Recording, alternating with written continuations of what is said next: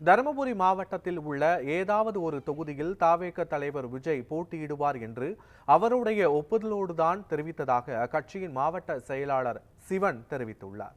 தருமபுரி மேற்கு மாவட்ட செயலாளராக ரசிகர் மன்ற மாவட்ட தலைவராக இருந்த சிவன் அறிவிக்கப்பட்டுள்ளார். அவருக்கு தாவேக தொண்டர்கள் தொப்பூர் சுங்கச்சாவடியில் இருந்து உற்சாகமாக வரவேற்பு அளித்தனர். இதையடுத்து தருமபுரி நகர பகுதியில் உள்ள அம்பேத்கர், பெரியார், அண்ணா சிலைகளுக்கு அவர் மாலை அணிவித்து மரியாதை செலுத்தினார்.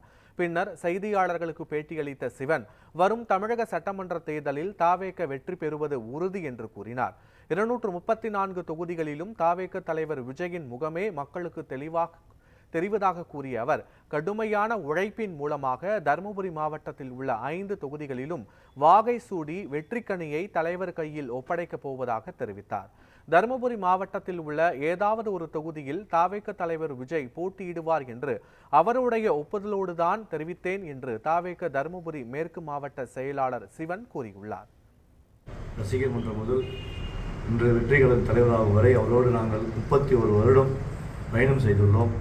அந்த பயணத்தில் எங்கள் மீது வைத்த நம்பிக்கையினால் எனக்கென்று மாவட்ட கழக செயலாளர் பதவியை அவர் வழங்கியது மற்றற்ற மகிழ்ச்சி. நாங்கள் இதுவரை உழைத்ததை விட மக்களோடு மக்களாக, மக்களுக்கு தேவைக்காக வெற்றி கழகம் இறுதி கட்டத்தில் கடைக்கோடி தொண்டர்களை கொண்டு சேர்க்க வேண்டிய கடமை எங்களுக்கு இன்னும் அதிகமாக உள்ளது என்பதை தெரிவித்துள்ளோம்.